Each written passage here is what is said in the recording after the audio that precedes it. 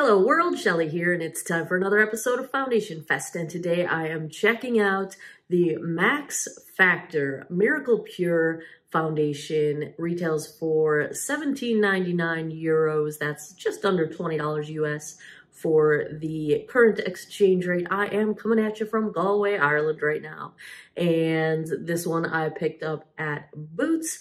Now, Max Factor, I remember them being in the US, and then I remember them being discontinued in the US, and then I remember them being brought back like 2016 or so. And I think I still see them every so often here and there. I can't put my finger on where I see them in the US, but I think you can still get them. Some things of theirs in the US. I was not able to find a link to this particular foundation in the US, but we're going to try it anyway, because all you people out here in the UK and the EU, you can get your hands on this. Max Factor, actually, their history goes way back. Like, they're from, like, the early 1900s. Originally a brand by, oh, I don't remember the guy's name, but it's similar to Max something, who was a makeup artist and did makeup on celebrities and movie stars, actresses, all of that. So they go way back in time.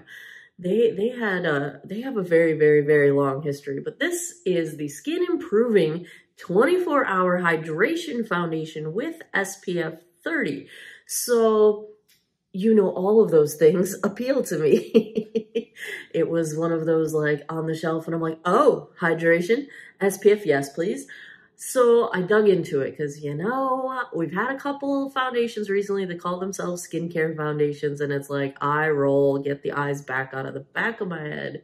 Because, you know, you throw hyaluronic acid in there, like, that's not skincare. I mean, it is skincare, but come on, I expect more than that if you're going to call it a skincare foundation. This one, their claims are hyaluronic acid and vitamin C, but if you dig into the ingredients list, they're actually close to majority skincare ingredients. Like, there's a bunch of hydrating ingredients in this one. There's squalene in here. There's allantoin in here. So there's a bunch of stuff that is good. And so I'm going to go ahead and say, yeah, you can call this a skincare foundation because there's enough skincare in here. I wouldn't skip my everyday skincare, of course. But, you know, when it comes to cosmetics and skincare and SPF, I think more is more. I'm glad to have them. Bring them on. I'm not going to change anything about my typical sun care and skincare routine, but I will put these on top and be plenty happy to have it. The other thing with this one, it's SPF 30 and PA3+. Now, the sunscreen active for this one, it's a chemical sunscreen. It's avobenzone. Not my favorite, although it is, I think, the only globally approved sunscreen active that protects against UVA rays. So UVB are the ones that primarily cause cancer, not that UVA can't cause cancer, but UVA rays are more typical of causing the things that result in visible signs of aging. Your sunspots, your decreased elasticity, your decreased volume of the skin, collagen breakdown, like that. The visible signs of aging are usually, it's damage done by the UVA rays, and it takes years upon years to show up. So you don't even really know you're doing the damage. And then 10, 20 years later, there you go, there it is. But it's one of those sunscreen agents that is also under research for endocrine disruption and how much of it is actually absorbed in your body. Now, of course, the US and the EU both limit how much of it can be in a sunscreen active. It's also one of the more unstable sunscreen actives, so it's like 30 minutes in the sun and it's decreased like 36% of its ability to absorb UV rays. If you recall the way physical versus chemical sunscreens work, the chemical ones absorb the UV rays and then disperse them as heat. And it breaks down, it's unstable, so they combine it with other ingredients to help it be more stable. Anyway, long sunscreen story short, it's not my favorite sunscreen, but I'm glad to have sunscreen any which way. I'm still wearing sunscreen on my face. Underneath all this, my last step of my skincare is always a full-on dedicated sunscreen. But that's what we got going on here. Did I say this one comes in 20 different shades? I've got it in shade 50, Natural Rose. So let's take a look at this one swatched against a few that I've got on my trip with me here today. Swatch time. First up is today's foundation from Max Factor, the Miracle Pure Skin Improving Foundation in shade 50, Natural Rose. Second, I've got from Tower 28, the Sunny Days Tinted Sunscreen in 15, Melrose. And last, I've got from Guerlain, the Terracotta in 2C. I already cleansed, moisturized, and sunscreened this 48-year-old face. I will go in on one side with a damp sponge. Other side, I've got my e.l.f. Ultimate Blending Brush. We will see if there is a preference one way or the other. Let's get a look at the consistency here. This is not an oil-free foundation, so note that. But one of the things that it does, I believe the allantoin, is it's the oils are what, it's skin identical to the squalene, E-N-E, not A-N-E. It's one of the components of the sebum in your skin. And if you're a person like me, whose skin does not produce enough oil or enough of that sebum, it can be a very nice helper to getting that going and giving you a little help there, because part of the people that don't tend to make enough oil in their skin often have skin barrier issues, because that oil is what helps keep everything good inside and bad outside, and you know. So I was happy to see that as an ingredient here. I'd say we've got pretty light coverage with the sponge. I was wearing my reading glasses earlier, so you're going to see the red dents on my nose because, hello, reactive skin. I have gained so many gray hairs on this trip, I can't even begin to explain. But when I get home and I see myself in my 10X, my Ilios mirror, I'm just probably going to fall out of my chair because I've gone so gray on this trip. Whew. Yeah, I'd say pretty sheer coverage with one pass and the sponge. I'm going to need a little more product because I pretty much used up everything I have. This is a pretty emollient feeling formula, which I like. I have a feeling that if you've got oily skin, this might not be your jam. But I will never be able to give an accurate opinion on anything about oily skin because I am so far from having anything even close to oily skin that I don't even, all I can do is guess. All I can do is guess. This is a pretty orange shade, although as it blends out, the orange isn't as obvious, but it's odd because I tested the testers in the store, which is how I chose this shade. But what did I just put on my face? Now I got a fuzzy, I don't even have cats here, so it's not cat hair. I feel like this is pretty sheer. I don't see much now that I blended it out.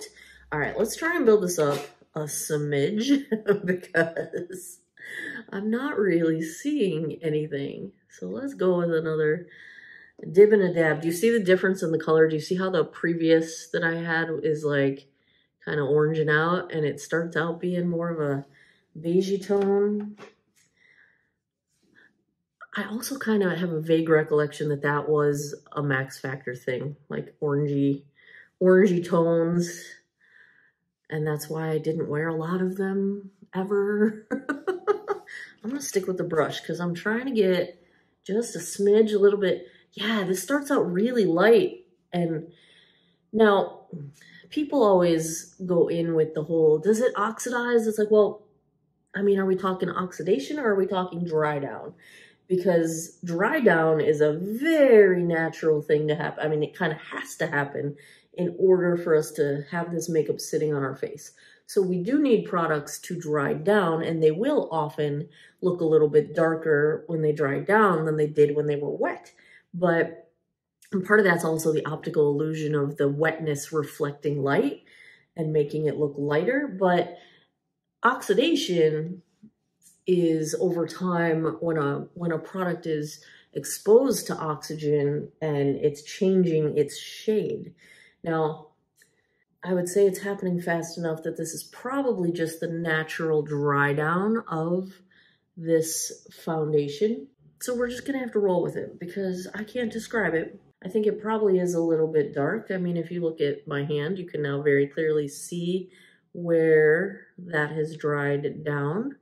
But okay, that's the shade we got, and that's what we're gonna be working with today. So let me put the cap back on before I lose it, because losing things.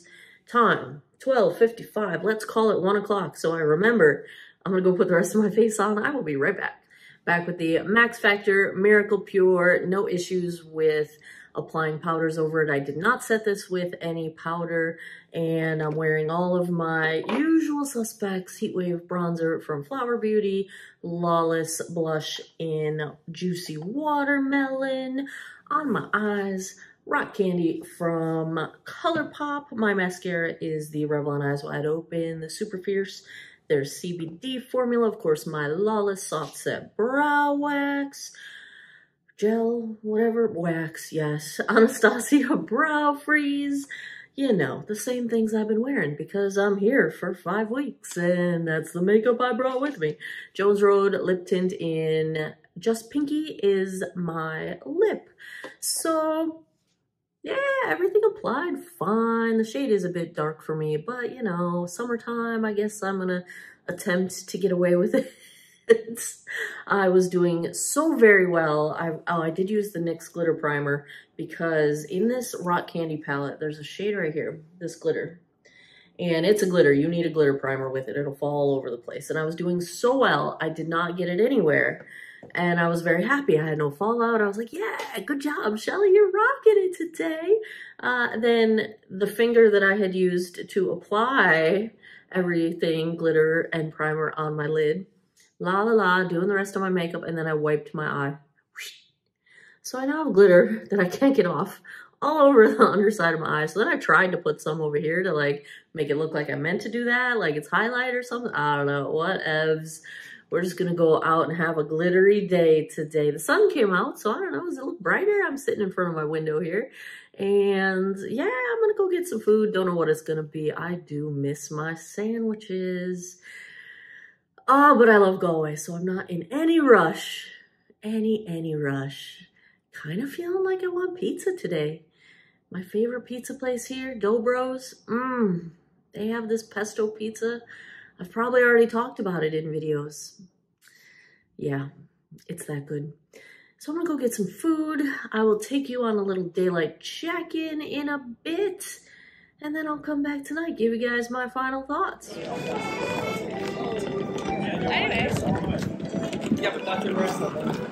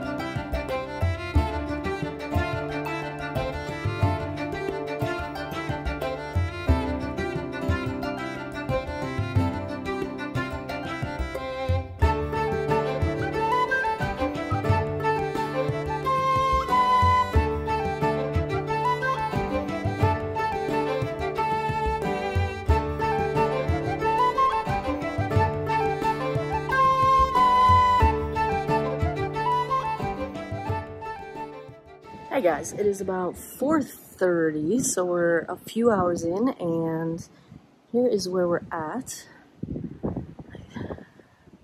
Shade match purposes, I'll step into the sun in a moment, but oh, there's a little bit of sun. Oh, and a helicopter. Yikes. what was I gonna say? I was out walking. It's a little warm in the sun today, and so when I got back, I was blotting some perspiration off my face, and a lot of product transferred off. So I feel like I'm missing a whole lot of coverage just from that. So this is like not only not transfer proof, it's like very transfer enabled. I don't know what to say, but let me step into the sun. It is a little bit smoothing and a little bit pore blurring, you know, not blowing my mind like some of the recents that we've had, but decent. But yeah, a lot of product transferred off, and I was just blotting, you know. So that's that.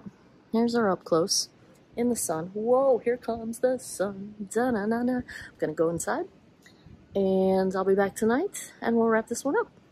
8:50 p.m. That puts us right around the 8-hour mark. Let's take a look at how the Max Factor Miracle Pure Foundation held up. Well, it has settled into my deeper lines, especially under my chin, a few times today, and I've kind of, you know, rubbed it out of there. Otherwise, I think it has held up fine. You know, I think it still looks fine. It hasn't really moved around except for what came off when I was blotting it. So like I can tell there's not much left on my nose, there's not much left on my chin. I can tell that my blush is a little bit not quite right from the way it picked up when I was blotting. So you know, it's okay, it's all right. It's just not too bad for dry skin. I would say I don't feel dry, I don't feel itchy, I don't feel tight or anything like that. Settles into lines just a little bit more, so the deeper lines. The finish has remained dewy throughout the day and pretty much true to what it started out as. So let me get you guys up here so you can kind of see what I'm seeing. So if I had to give a grade to the Max Factor Miracle Pure, I'm gonna give it a solid B. I think it's fine. I think it's good. I think it's something I would reach for occasionally. It's not my favorite sunscreen agent. I wish it didn't settle into lines, and it would have to do just a little bit more on the blurring and smoothing in order to bump it up into the A category. But it does a little bit, so I'll give it that.